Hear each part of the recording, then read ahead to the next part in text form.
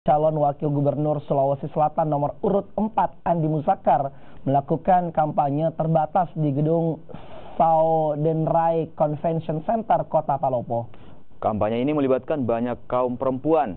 Dalam kampanyenya, Andi Muzakar akan menitik beratkan pembangunan pada sektor pendidikan. Andi Muzakar, calon Wakil Gubernur Sulawesi Selatan nomor urut 4, melakukan kampanye terbatas di gedung Saudenrai Convention Center Kota Palopo.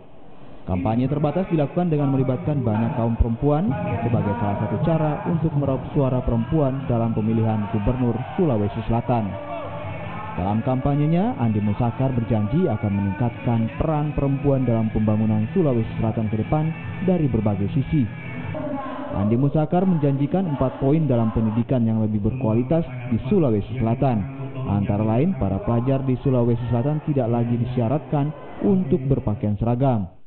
Tidak ada istilah tinggal kelas bagi anak berpendidikan dasar 9 tahun. Ini sudah ada namanya grade industri. Kita lakukan industri otak kepada perempuan sehingga dia memahami, dia pintar, dia memahami dia pendidikannya sehingga setara dengan kaum laki-laki.